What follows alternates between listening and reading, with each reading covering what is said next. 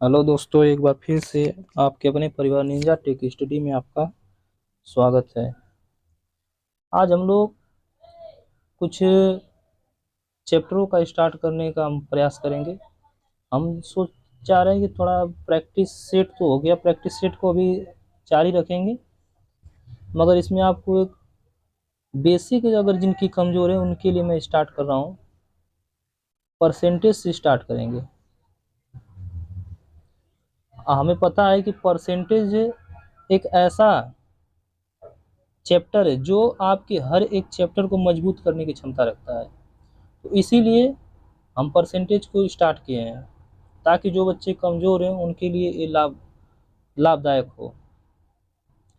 तो परसेंटेज को स्टार्ट करने के पीछे हमारा मेन मकसद यही है।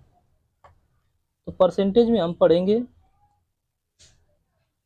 देखिए, परसेंटेज में हमें पहले एक चीज़ याद होनी चाहिए, क्या कि 1/2 अगर हम परसेंटेज में बदले तो क्या होगा। सबसे पहले मैं एक बात बता दूं कि परसेंटेज में अगर किसी भी वैल्यू को बदलना है तो आपको उसमें 100 से मल्टीप्लाई करना होता है।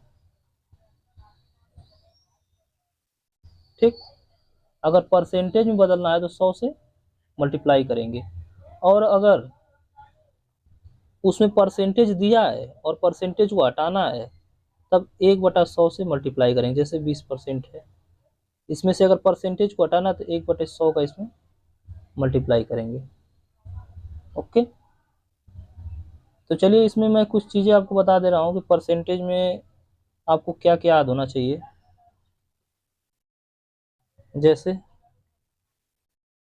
आपको तो डायरेक्ट ये चीज़ याद होनी चाहिए कि 1/2 परसेंटेज में क्या होगा, 1/3 क्या होगा, 1/4 क्या होगा परसेंटेज बदलते समय, 1/5 का परसेंटेज वैल्यू क्या होगा, 1/6 का क्या होगा, 1/7 का क्या होगा, 1/8 का, 1/9, 1/10, 1/11, 1/12, 13, 14, 13 का तो नहीं देता, 14, 1/14, 1/15, 1/16, 17, 18 छोड़ देता है, 19 को भी छोड़ देते हैं, और 1/20। मतलब ज़्यादातर आपको अगर कोई पूछता है परसेंटेज वैल्यू तो इन्हीं सब का पूछता है, इन्हीं का। तो हम इसको देखेंगे।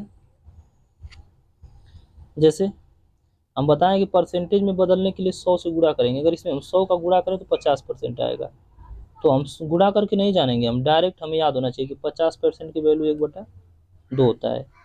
अभी है तो इसमें जब 100 का मल्टीप्लाई करेंगे तो आता है 33 से 1/3%। इसमें करेंगे तो 1 जब 100 को गुणा करेंगे तो हो जाएगा यहाँ 25%। जब 5 में करेंगे तो हो जाता है 20%। इसमें अगर करेंगे तो आता है आपका 16/2/3%। जैसे देखिए, 16×3 = 48, 49, 50। 50 से 100 को घटाएंगे तो 50×2 = 50, 2×3 = 6। परसेंटेज में आपको डायरेक्ट ये देगा, और ये आप तुरंत, जैसे इसको याद निकालने को तो कोई निकाल लेगा, लेकिन अगर याद रहेगा तो एक परसेंटेज वैल्यू तुरंत लिखेंगे, जिससे हमें 1-2 सेकेंड या 5 सेकेंड का फायदा ही मिलेगा। इसीलिए इसको याद करने की जरूरत है हमें। अब 1/7 है, इसका होता है 14/1/7%। 14 से 1 नहीं, 2 14 से 2/7%। 1/8 का होता है 12 से 1/2%। 12 से 1/2%। 9 का होता है 11 से 1/9%। 10 का होता है 10%।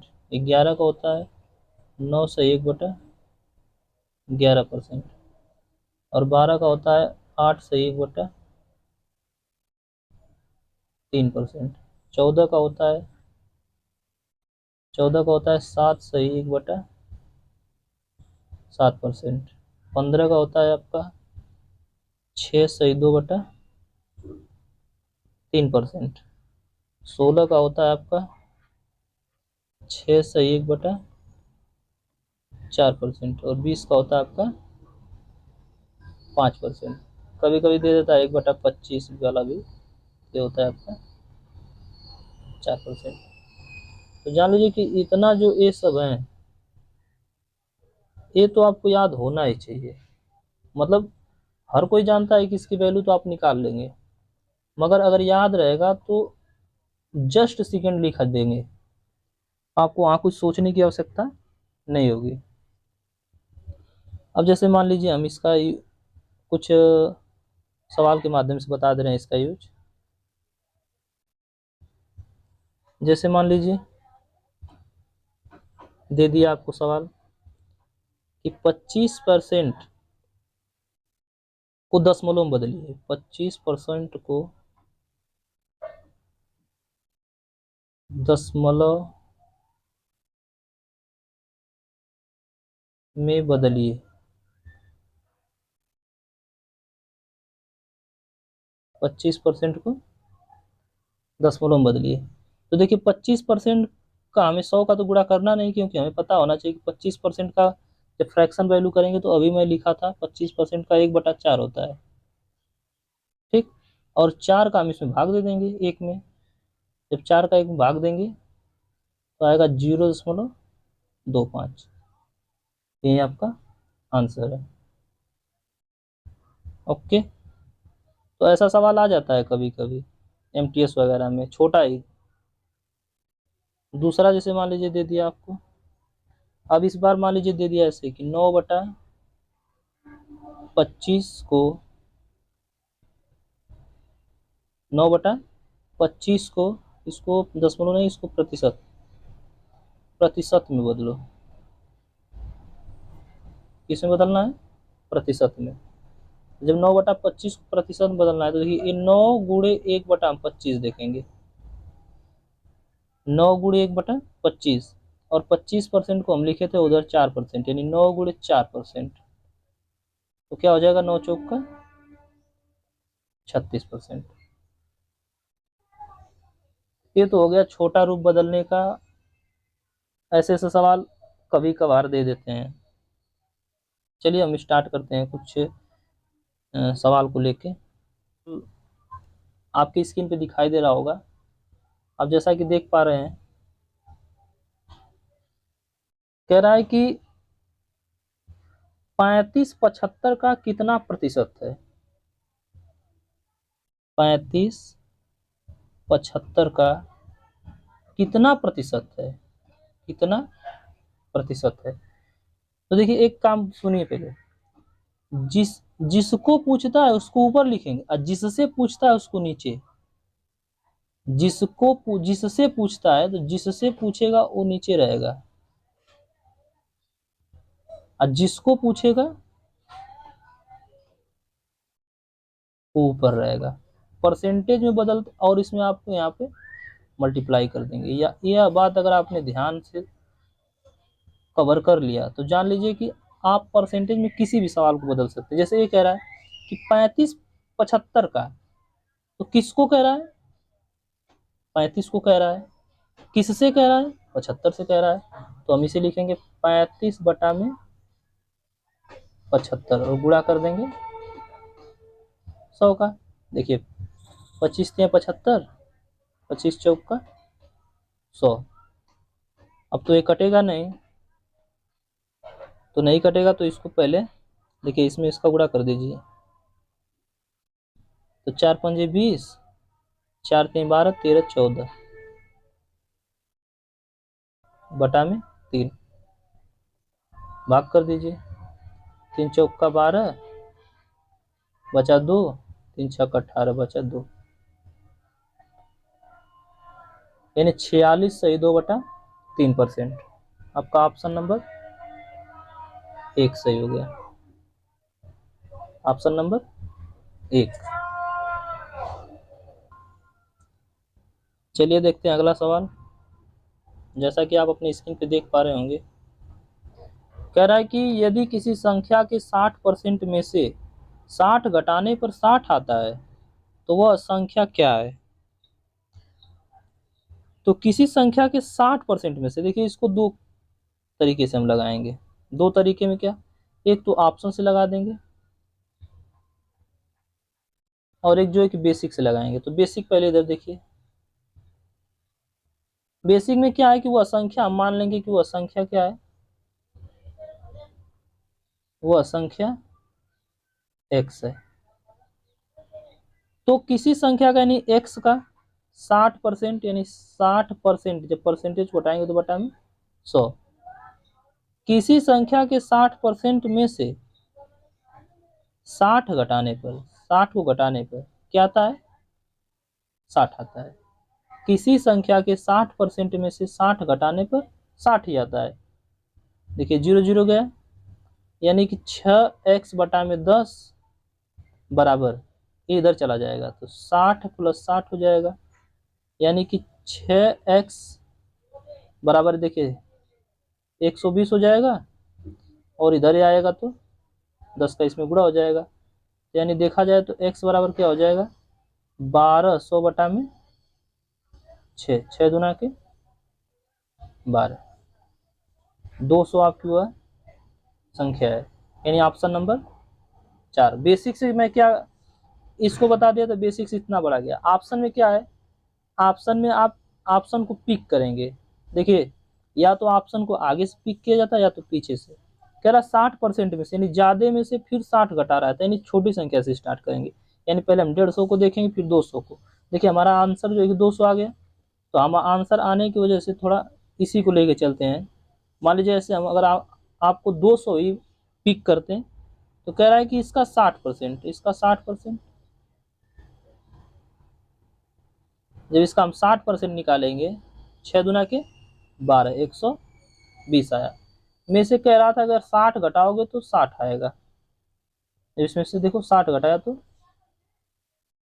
सच में 60 आया, तो ये प्रूव हो गया। कह रहा था कि इसके 60% में से जब 60 घटाएंगे तो 60 आएगा, तो सच में 60 घटाने पर देखिए 60 घटाया तो 60 आ गया। यानी ऑप्शन वाला भी अच्छा है, बेसिक वाला भी। ऑप्शन जैसे यही बड़ा सवाल होता तो बेसिक ज्यादा बेटर होता है। ओके, चलिए अब अगला सवाल देखते हैं। अगले सवाल में क्या है, आप जैसा कि स्क्रीन पे देख पा रहे होंगे, कह रहा है कि यदि दो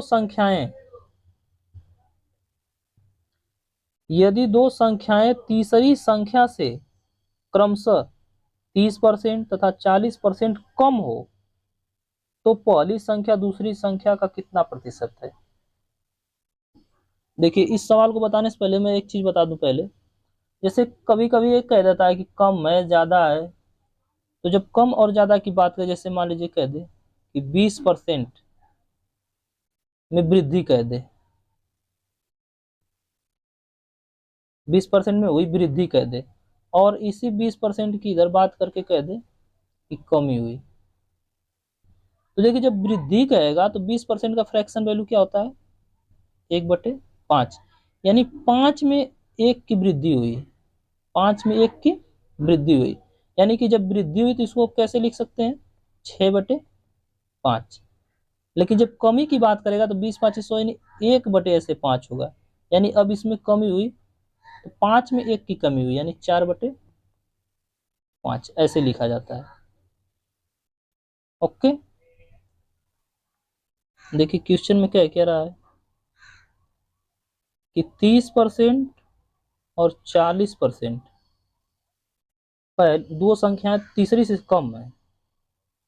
तो देखिए पहली, दूसरी और तीसरी, तो हम मान ले रहे हैं कि तीसरी संख्या क्या है, 100% है, 100 है। तो जब इसका 30% कम करेंगे तो क्या बचेगा, पहली 70, और जब इसका 40% कम करेंगे तो दूसरी क्या बचेगी, 60।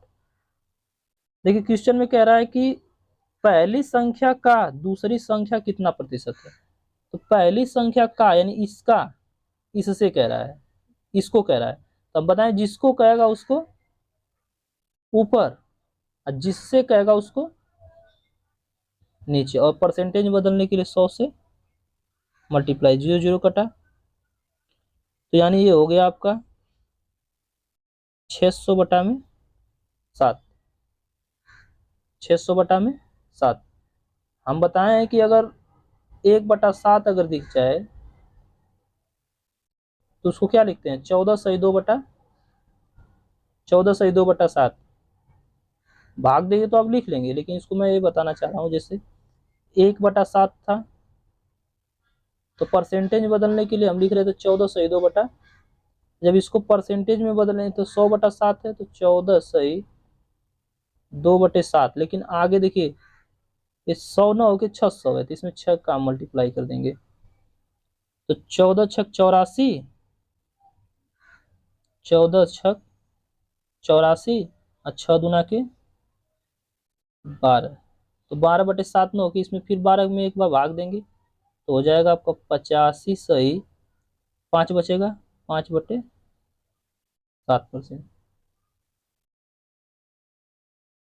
यानी हमारा आंसर आ गया 85 सही 5/7।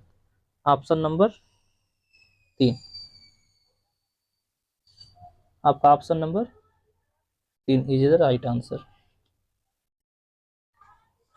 चलिए अगले प्रश्न की ओर चलते हैं।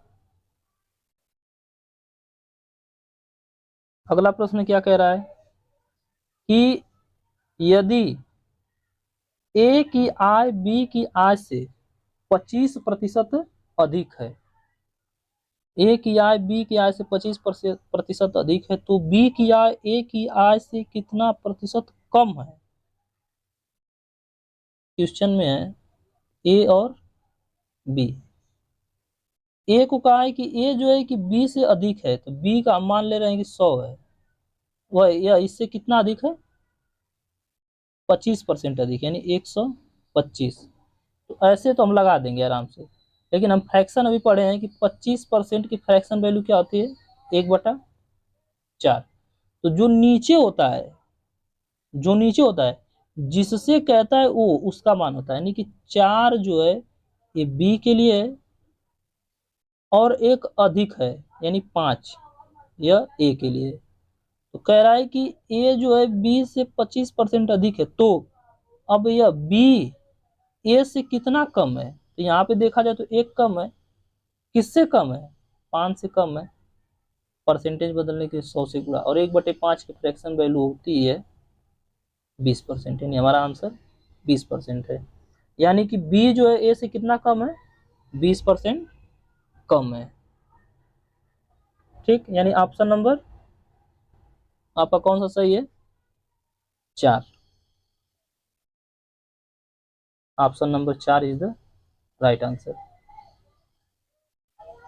चलिए इसका अब अगले क्लास में इसका कुछ प्रश्न करेंगे, और ऐसे ऐसे प्रश्न करेंगे जो आपकी परीक्षा के लिए बेहद ही फायदेमंद होगा। देखिए मैं उन बच्चों के लिए इस क्लास को लिया हूँ जो अभी स्टार्ट किए हूँ, जैसे अब एनटीपीसी का फॉर्म आया है, तो अब जब इंटर लेवल पे आएगा तो उसको बच्चे भरेंगे, और इंटर लेवल जो इंटर पास किए उन्हें तो अभी उनकी तैयारी भी शुरू होगी, उनके लिए भी है, और जो तैयारी कर रहे हैं या फिर जो कमजोर हैं पढ़ने में उनके लिए भी है, और हाँ जो पढ़ने में तेज हैं उनके लिए भी हम जो है कि अब अगले पार्ट में, जब पार्ट अगला आएगा तो उसमें कुछ ऐसे प्रश्न होंगे जो उनके लिए भी फायदेमंद होगा। ओके, वीडियो देखने के लिए आपका धन्यवाद। आपका दिन शुभ हो।